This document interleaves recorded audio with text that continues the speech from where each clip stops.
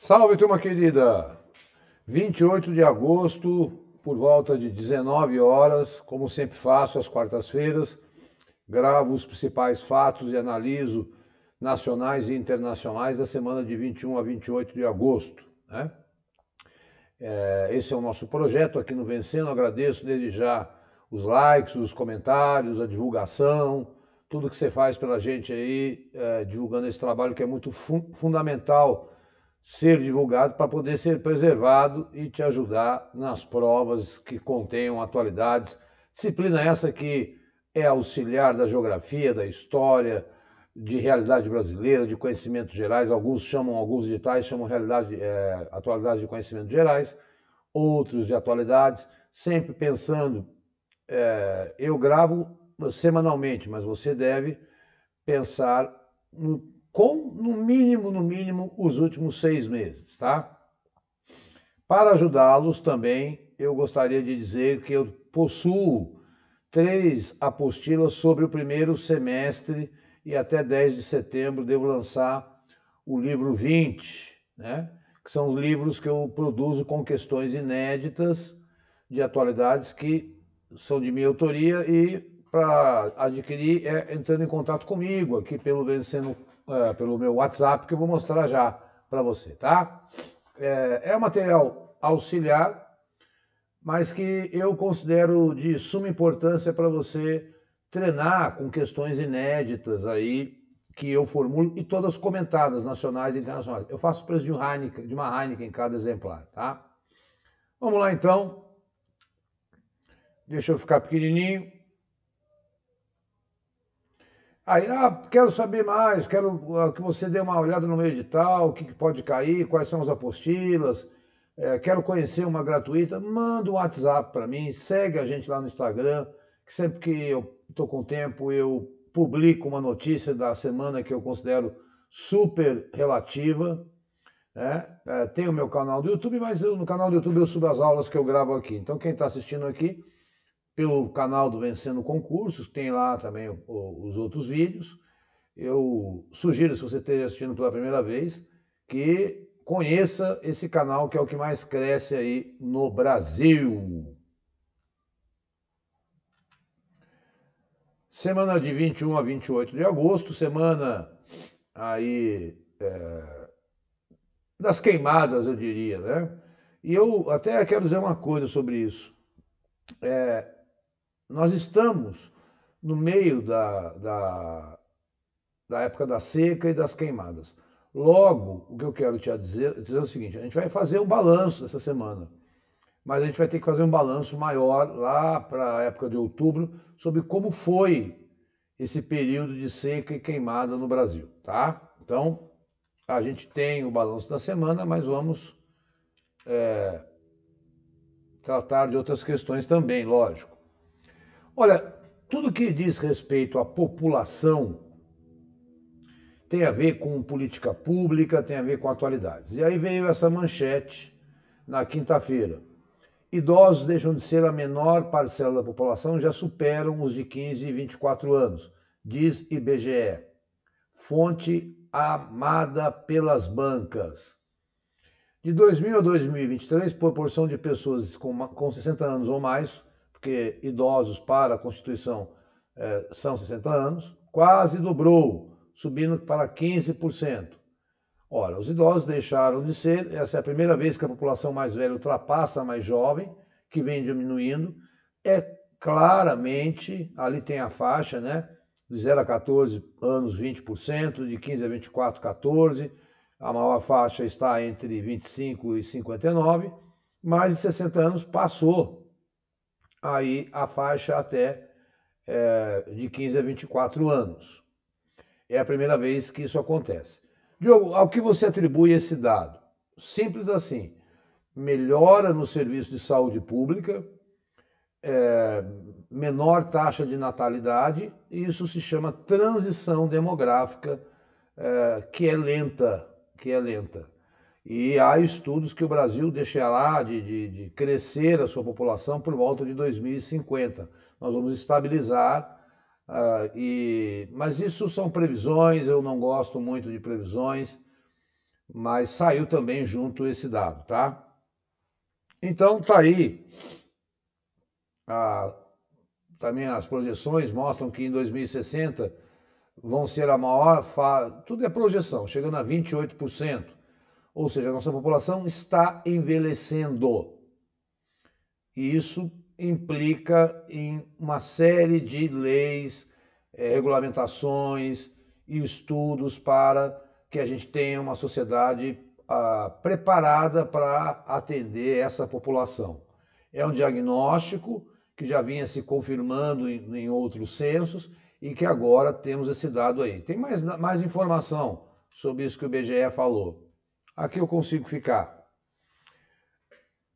O número passou de 2,3 para 1,75 filhos por mulher. Isso quer aí demonstra, né, a transição demográfica.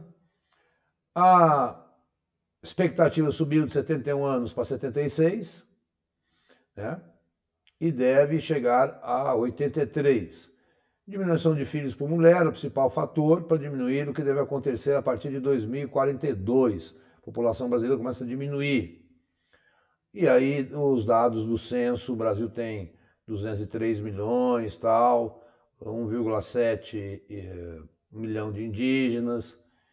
Enfim, a população preta e pardo superou a branca. E eu estou todo encapuçado aqui, esqueci de falar que estou até gravando, segurando o microfone no cachecol, porque está um frio danado aqui em São Paulo. Tá? Então, esses dados vocês devem analisar lendo, parando, dando um pause, porque anota aí, ou imprime esse PDF para quem é aluno do Vencendo, que tem esse bônus com mais resoluções de questões, mais aulas extras, enfim. O que vai para o YouTube é aquilo que a gente chama de mostrar o nosso trabalho, para que você venha e seja um assinante do canal que mais cresce acho que ninguém bate a gente em número de edital, aí desde edital nacional, municipal, estadual, tá? Tá difícil o frio, pessoal. E a seca também, né? Então, esse dado sobre a população brasileira, entendendo que, cuidado, ela ultrapassou a faixa entre 14 e 25 anos, tá? Porque o IBGE trabalha com faixas etárias. Bom, agora um dado que, para você ter uma ideia do Brasil geral, tá? Isso aqui é do Brasil geral. O Brasil perdeu 33% das áreas naturais até 2023, aponta Mapa Biomas. A Amazônia é o bioma que mais sofreu com a redução de vegetação nativa nos últimos 39 anos. Entre os principais fatores para a diminuição estão o aumento das áreas de pastagem e de agricultura. Então, se você pegar tudo que o Brasil tinha, 1/3 foi-se embora. Tá? Áreas naturais incluem vegetação nativa, superfície da água e áreas naturais não vegetadas, como praias e dunas. O levantamento mostra que quase 45% dos municípios brasileiros perdeu entre 2008 e 2023. O Pantanal foi o bioma com o maior número de municípios com redução de áreas naturais. A Amazônia foi o bioma que mais perdeu área de vegetação nativa, isto é, uma redução de 14% nos últimos 39 anos. Com a diminuição, o bioma tem atualmente 81% daquilo que ele tinha quando foi descoberto. O Cerrado foi o segundo que mais perdeu, entre 85 e 2003, 31%, ou seja, o que representa uma queda de 27%. Então, as queimadas aumentando e o Brasil do agro desmatando, queimando, e nos últimos 39 anos, 40 anos, que houve esse avanço aí do agronegócio, perdemos 1/3 das áreas naturais. É alarmante, alarmante. Você vai ver o que a ONU publicou essa semana. Então, eu tenho dito que, não tenho dito, mas tenho comprovado que as questões de atualidades vão versar sobre a questão ambiental, a questão da população, a questão da pobreza, que são as pautas, além dos conflitos internacionais, são as pautas mais importantes de atualidades e que me motivam a bolar questões e a trazer temas para vocês, tá? Então não é uma insistência minha, isso que eu quero que você entenda, não é uma insistência minha. É aquilo que eu abro 5 portais de internet de informação todos os dias, fora os internacionais, e óbvio que eu não leio árabe, né? Mas o inglês vai, o espanhol vai, de modo que a gente tem essas notícias sempre aparecendo em todos os jornais. Daí o porquê de eu trazer aqui. Como é que eu faço a seleção das notícias? É da minha cabeça? Não, é daquilo que cai nas provas com frequência nos últimos tempos. Houve uma época que eu dava aula só de Estado Islâmico, 2014, 2015. Era o Oriente Médio a todo vapor. E assim vai. Tem momentos da pandemia onde nós ficamos gravando aula sobre a pandemia. Hoje, a pauta mundial é a pauta ambiental. Então, a atualidades vai se remodelando. Por isso, você não pode pegar questões antigas. Daí o porquê de eu divulgar esse meu trabalho, que é uma forma de você me ajudar. Eu sou bem claro com isso. É uma forma, meu ganha-pão, me dá um trabalho, fazer questões, e é uma forma que te ajuda. Além dessas aulas gratuitas, que, para quem está me acompanhando, os 1000 que me acompanham aí, porque eu não estou só no YouTube, eu estou em vários canais do Vencendo Concurso, e eu sei que o pessoal me dá retorno, toda semana a gente tem aí esse acompanhamento. E é bem legal, é o pessoal que pegou o ritmo e eu procuro trabalhar para ajudá-los nesse sentido. O Ministério da Mulher faz uma parceria com empresas e times de futebol para a campanha Feminicídio Zero. Evento em Brasília, na sexta-feira, diversos setores da sociedade. Nenhuma violência contra a mulher deve ser tolerada. Interessante é que houve participação de vários ministros, mas o Flamengo, o Vasco, o Botafogo e o Corinthians, né? Ainda mais nesse ano que a Lei Maria da Penha completa 18 anos e os números de violência, a cada 6 horas uma mulher é morta vítima de feminicídio.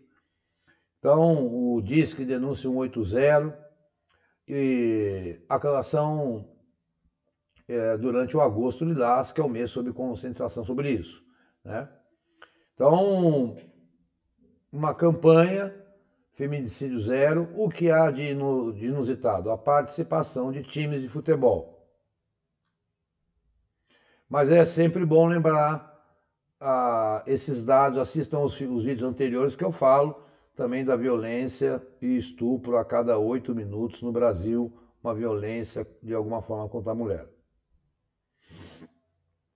Olha, sobre população. População em extrema pobreza no Brasil cai 40%, diz pesquisa. A população em situação de extrema pobreza caiu 40%. O que aconteceu? Então vamos entender. A maior redução na extrema pobreza foi entre mulheres negras. Segundo o levantamento, a queda foi de 45% nesse grupo ano passado em comparação com 2022. Para a pesquisa, foram consideradas pessoas em situação de extrema pobreza. O que é isso? Cuja renda per capita é inferior a R$ 109. Um absurdo, né?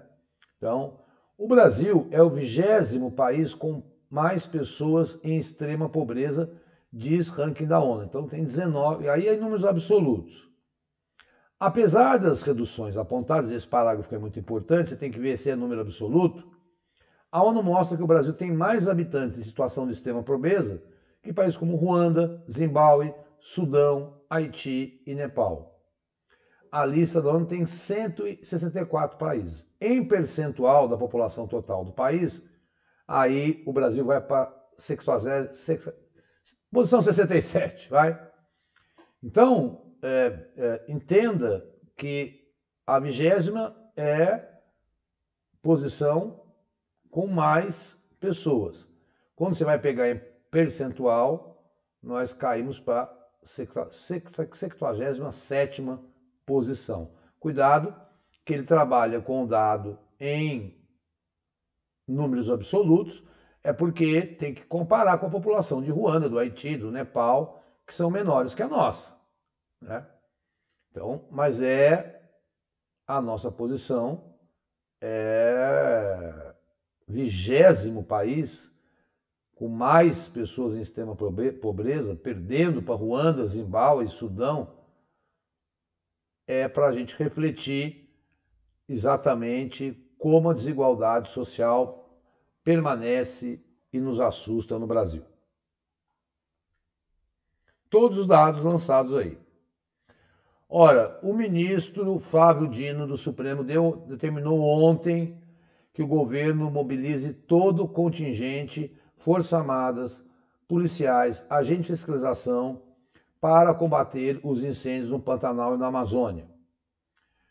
Ou seja, Polícia Rodoviária, todo mundo, Força Nacional, 15 dias. Então, o Brasil assinou um pacto pela transformação ecológica entre os 3 poderes, por isso então o Judiciário se intrometeu nessa, isso foi no dia 21 de agosto, é um pacto que o Legislativo, o Executivo e o Judiciário vão pensar na questão ambiental e batemos recordes, pelo menos em São Paulo, Rondônia, emergência. Acabo de ler hoje, ouvir hoje, que São Paulo, nesse final de semana, vai decretar em quase todas as suas cidades estado de emergência pela seca. Isso é a transição climática, não tenha dúvida mais sobre isso, tá? Todos os especialistas unânimes nesse episódio, esse final de semana em especial.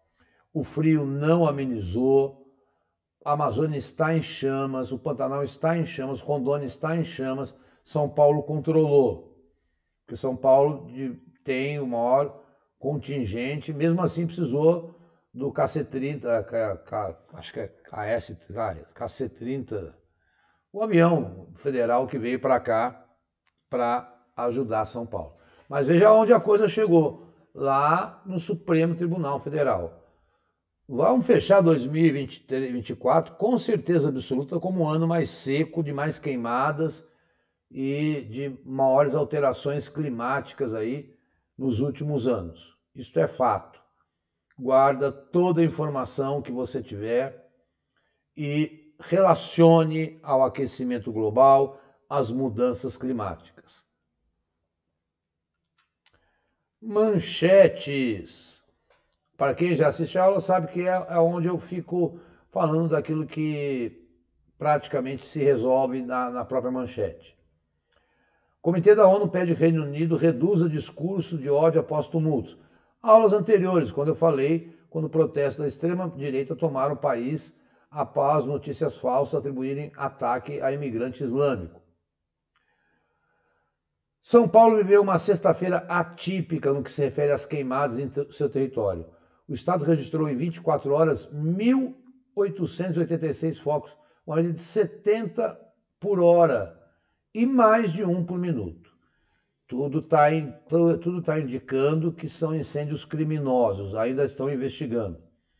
Isso, calculado já, vai impactar o nosso bolso, porque isso vai mexer com o maior produtor mais da metade da produção de cana no Brasil está em São Paulo. Isso vai mexer com o preço do etanol, destruíram plantações e precisa se pesquisar. 5 pessoas já foram presas e algo que é o dia do fogo, né? Já teve uma época aí que gente maluca ateando fogo em plantação. Bom, isso foi em São Paulo, mas São Paulo já conteve. Olha que legal, o maranhense Valdeci Urquiza, de 43 anos, está prestes a fazer história, um brasileiro. Delegado da Polícia Federal, em novembro, será confirmado como secretário-geral da Interpol, cargo máximo da organização policial do mundo, com 196 membros. Um brasileiro vai presidir a Interpol. Legal, né, pessoal? Uma notícia que me deixou maluco.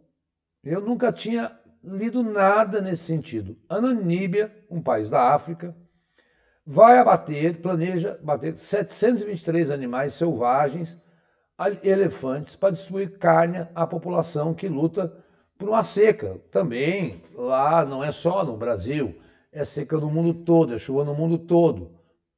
Como teve seca na África Austral, a Namíbia e vão matar rinocerontes e tal.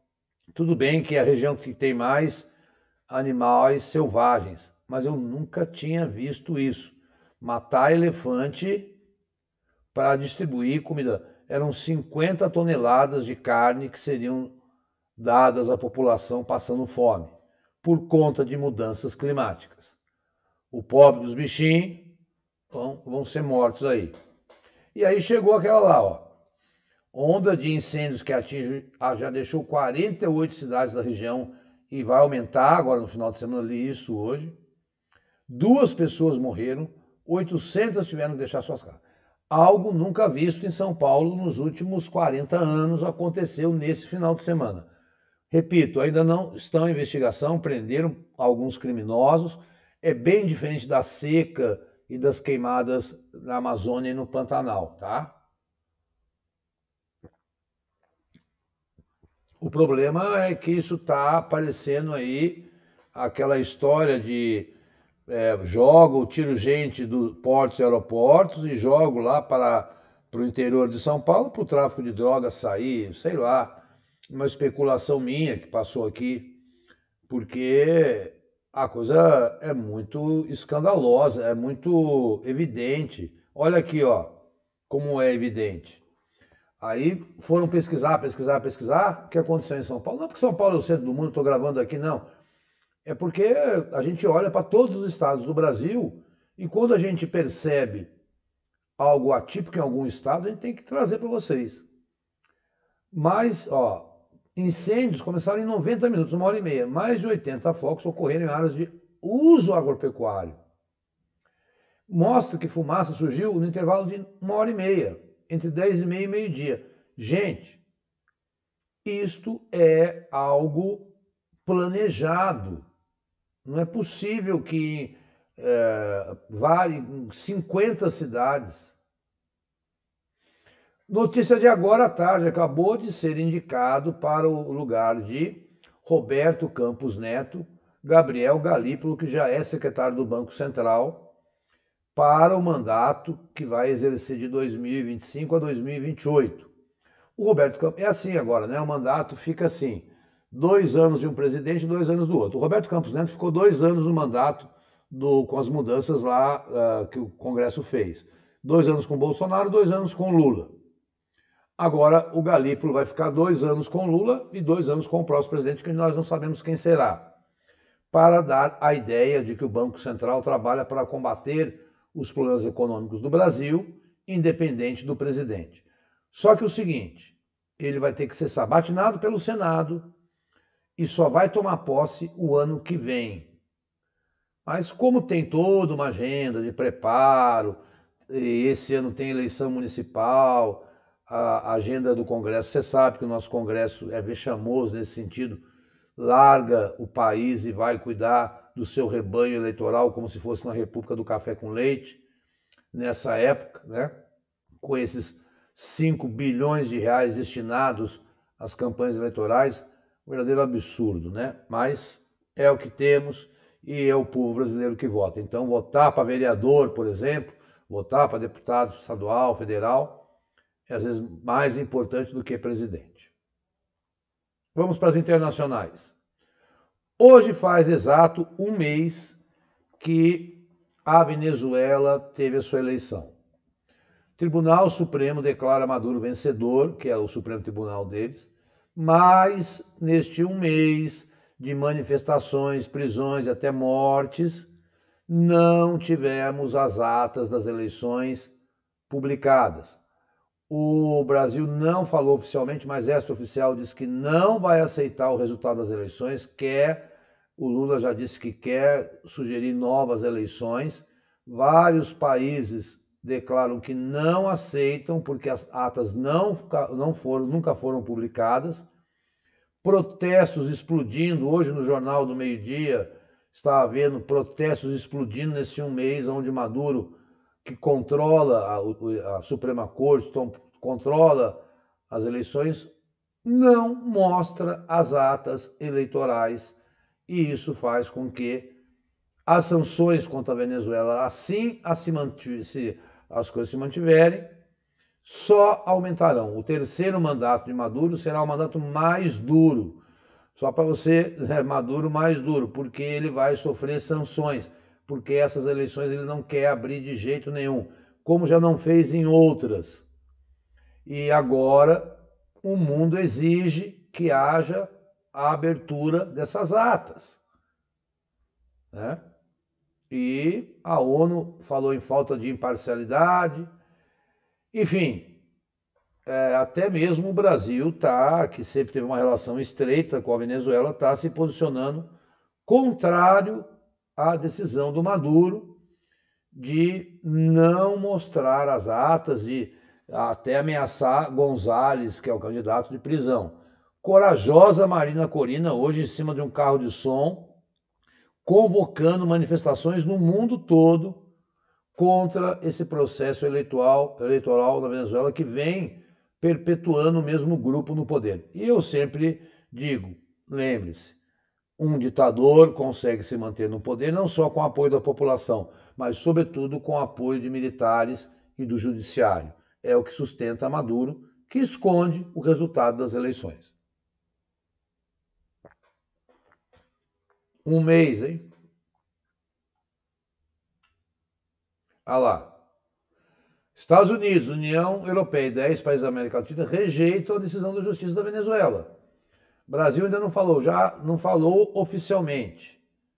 Mas a gente que escuta aí aqueles que falam, eu tenho uma fonte no Palácio do Planalto, e o Brasil tende a não reconhecer o resultado eleitoral.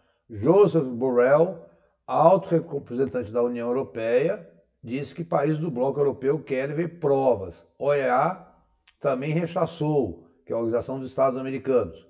Enfim, o senhor Maduro abre as atas e mostra que ganhou, porque vai ficar isolado. Bom, mais ou menos, né? A gente tem que também acrescentar uma outra análise. O que chancela, o que dá força ao Maduro na geopolítica internacional é a China e a Rússia, que são duas potências, né, militares, e que dão sustentação a ele. Então, ele se aproveita do apoio dos dois para não colocar o resultado eleitoral de uma forma democrática e transparente. Então, cuidado. Eu até acho que eu precisei fazer essa ressalva para explicá-las que eles têm, Maduro tem apoio em Cuba, na Nicarágua, na Coreia do Norte, na China, no outro lado do mundo. Então, de certa forma, não é o mundo todo contra ele, tá? Isso não está no texto, mas eu achei por bem relembrá-los. Rússia e Ucrânia trocam 230 prisioneiros de guerra. A troca foi mediada. Olha, já ocorreram 7 trocas, tá? E sempre quem tem mediado essa troca é Emirados Árabes Unidos. 115 de cada lado. É a primeira troca desse tipo desde que a guerra começou, né? Não, é a primeira troca desse tipo desde que a Ucrânia lançou um ataque surpresa na região de Kursk, na Rússia, em 6 de agosto, no começo do mês. Maior ataque dentro do território russo por uma potência estrangeira desde a Segunda Guerra Mundial. Viu como é que está a guerra? Olha, nos últimos dias foi a Rússia, os últimos 2 dias foi o dia que a Rússia mais enviou mísseis à Ucrânia desde que começou a guerra. O que a Ucrânia fez? Ela pegou uma pequena região, a Rússia pegou 4 regiões da Ucrânia. Lugansk, Donetsk, Kharkiv e me falta outra. E a Rússia e a Ucrânia invadiu pela primeira vez um território russo, que é de Kursk, que é pequeno, muito pequeno, perto do que a Rússia pegou da Ucrânia. Só que a Rússia, isso aí tem aquilo que eles falam em abalo das forças, né? Porque representa pela primeira vez, no alto comando do exército russo, uma derrota em seu próprio território. E a Rússia foi esperta. Como a Ucrânia, como o Kursk é cercada por rios, eles derrubaram todas as pontes. Então a Rússia não consegue chegar até essa região. A ideia da Ucrânia, particularmente na análise aí, olha, vocês querem pegar, vamos destrocar os territórios. Mas existe também uma coisa fundamental que vai definir o destino dessa guerra. Quem vencerá as eleições nos Estados Unidos? Portanto, eu acho que essa troca de ataques, assim como entre Israel e o Hamas, vai depender de quem vencer as eleições nos Estados Unidos e como vai ser a ajuda para um dos lados. Se Trump vence, a história de um jeito. Ele corta a ajuda da Ucrânia e a Rússia vence a guerra. Se Kamala Harris, que foi oficializada, vence, o destino é outro. Então, assim, para deixá-los atentos aos próximos noticiários dos próximos meses, tudo vai depender, todo mundo é convicto disso, que se Trump ganha, tem uma mudança muito significativa no cenário de guerra lá, nessas duas guerras que estão deixando o planeta aí assustado pela grande morte de civis. Tá? No entanto, temos esse fato que eu já comentei, que pela primeira vez a Ucrânia avançou sobre o território russo. Rússia intensificou o seu ataque, mas a guerra continua, temos que trazer fatos novos. O fato novo da guerra no mês de agosto foi que a Ucrânia entrou em território russo. Tá? Então, mas trocaram aí prisioneiros. Isso é uma praxe entre os países que estão em conflito. Muito bem, a coisa esquentou também lá na outra guerra, no domingo, dia 25, quando o Hezbollah atacou o Israel e Israel revidou um ataque do Líbano, abrindo uma outra fonte de guerra, porque já tem um problema que a gente não sabe o que vai desvendar, que está nos vídeos anteriores sobre o Irã, quando tudo indica que Israel matou o líder do Hamas no Irã. Agora, um forte, porque assim, o Hamas tem força, mas o Hezbollah é 10 vezes mais forte, é um grupo extremista do Líbano. Então, Israel enfrentando o Líbano, enfrentando o Hamas, na expectativa de uma retaliação do Irã e um grupo lá, os Houthis do Iêmen. E aqui eu fiz questão de deixar, para quem não sabe, quiser conhecer um pouquinho mais, a historinha do Hezbollah. Começou nos anos 80, com uma parte dos palestinos que combatiam o governo de Israel, usavam o território do Líbano. Israel chegou a invadir o país vizinho, o grupo Hezbollah, que quer dizer Partido de Deus, se tornou aliado do maior país xiita do mundo, o Irã. Então o Hezbollah recebe a ajuda do Irã, mas o Hezbollah é no Líbano. E é um eixo da resistência. Quem é que faz parte do eixo da resistência? Hamas, Hezbollah, Houthis, grupos xiitas do Iraque e da Síria. Então, esse eixo da resistência é o eixo contra Israel. Vou repetir, o Hamas, que está bem enfraquecido, o Hezbollah, que já é um pouco mais forte, os Houthis, que são fraquinhos no Iêmen, o Irã, que lidera todo mundo, e tem grupo xiita no Iraque e na Síria também. Tá? Então, o Irã saiu do Líbano no ano 2000, mas o Hezbollah permaneceu. O Hezbollah também é um partido político, eles participam de eleições. Então, ele não é um grupo extremista, eles governam, tem deputados, né? Controla parte do território. Então, o Hezbollah é bem mais forte do que o Hamas. E esse final de semana, a guerra escalou também entre Israel e Líbano. Repito, também acredito que vai depender muito do envolvimento do Irã, que é o Irã que tem o poder bélico maior, mas todo mundo se preocupou nesse mês de agosto com a possibilidade de uma guerra regional. Até porque nem todo país, nem todo mundo islâmico é unido. Eu falei esse eixo da resistência. Mas, por exemplo, a Arábia Saudita, ela é sunita, que é um outro grupo religioso dentro do mundo islâmico. E ela não se dá com o Irã. Mas também não se dá com Israel. Mas você imagina a briga, Israel contra o Irã, a Arábia Saudita contra o Irã, que escalada que um conflito no Oriente Médio pode tomar. A gente tem que ter cautela e nem fazer previsões. Contar, e eu resolvi contar aqui um pouco sobre o Hezbollah, porque também aula de atualidades é aula de conhecimentos gerais. Então, até deixei aqui, olha aí, ó, um resuminho bem simpático sobre o Hezbollah, que esse é o símbolo dele, tá? Para você conhecer os grupos extremistas aos poucos. Cada um tem sua história, cada um tem sua realidade. O Líbano é um país muito especial, porque também tem católicos ortodoxos. Lá o poder é dividido entre as 3 religiões, mas o Hezbollah é mais forte. E ele tem uma capacidade para atacar mais Israel.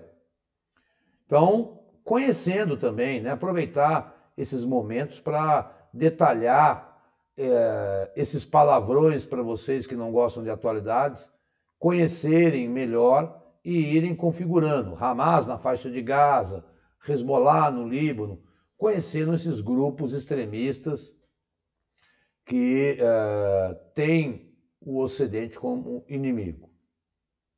Estamos chegando ao fim, mas não sai daí, que eu tenho um recado. Isso saiu ontem, não, na segunda-feira. ONU alerta para catástrofe mundial por elevação do nível do mar. Pior situação é no Pacífico, que já aumentou 15, pode parecer pouco, 15 centímetros nos últimos anos, mas a média foi de 9. E com isso, o Antônio Guterres foi a Tonga. Estou em Tonga para emitir um SOS. Salvem nossos mares. O que ele quis dizer. Sob a rápida elevação dos níveis do mar, uma catástrofe em escala mundial está colocando em risco este paraíso do Pacífico, Tonga, né?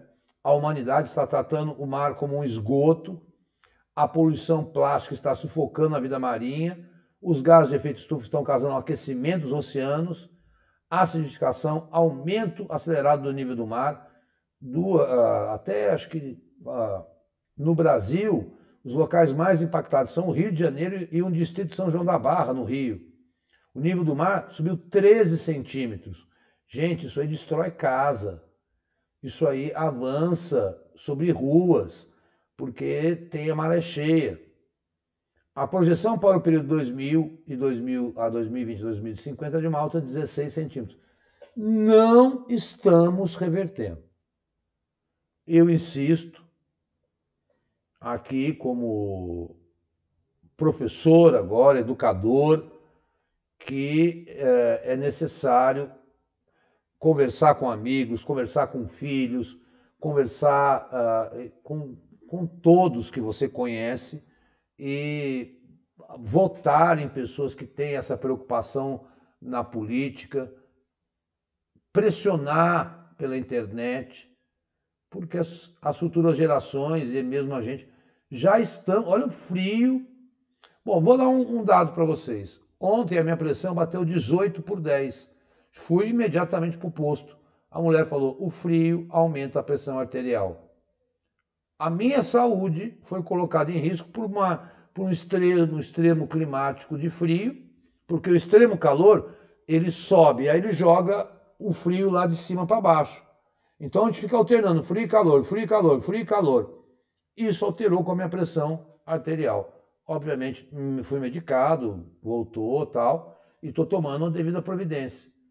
Eu, aqui simples humano, humilde humano, Diogo, que dou aula, Do nada, minha pressão, uma pressão aqui no pescoço, isso é mudança climática. Se você acha que isso não chega até você, chega. Então, é uma convocação, está aí. São dados que não podemos negar, né? Bom, eu deixo então aqui, olha, a divulgação dos livros e o período que eles cobrem. Quando eu coloco de 15 de outubro a 15 de dezembro, como eu faço aulas semanais, eu também faço questões por períodos. Para que o aluno não fique, vou pegar 6 meses, não vai dar conta, é muita coisa. Vai comprando, vai lendo os livros, né, aos poucos. Então, por exemplo, o primeiro semestre de 2024, tem o livro 17, que é de dezembro a fevereiro, tem um pouquinho só de dezembro, ele trata mais de janeiro e fevereiro. Tem o 18, que é de fevereiro a abril. Tem o 19, que é de abril a julho. Com esses 3 você mata o primeiro semestre de 2024. 300 temas, todos comentados, inéditas, questões no modelo de concursos públicos. Cada exemplar, R$25. Eu quero levar os 3. Quer levar os 3? Eu faço a R$60 para te ajudar. Estou tirando R$5 de cada um. É o meu ganha-pão, dá um trabalho. Eu paro para fazer essas questões e demoro 2 meses. Então, como é que eu faço para adquirir esse material que não está no mercado e que também não pode ficar repassando, tipo rateio? Manda um WhatsApp para mim que eu converso com você e tudo eu mando no formato de PDF, porque é o modo mais barato. Porque se fosse imprimir ia ficar mais de R$100, que é R$1 um xerox, correio e tal. Então, por isso esse preço que me ajuda e eu ganho na quantidade, graças a Deus a gente vende para quem está com provas de atualidades, sempre, toda semana, todo dia, entrando em contato com a gente. Se eu não puder responder na hora porque eu estou dando aula. E aguarde aí que está saindo até o dia 10 de setembro o 20. Mas não adianta nada, porque o 20 vai tratar de 10 de julho a 10 de setembro. E o resto? Não dá, não é só 2 meses. Você tem que estudar 6 meses a 1 ano de atualidades. Segue a gente no Instagram e se está assistindo o vídeo pela primeira vez, venha se juntar ao Vencendo Concursos, que eu garanto que você não vai se arrepender pela qualidade do corpo didático, do corpo de professores que eu considero e conheço.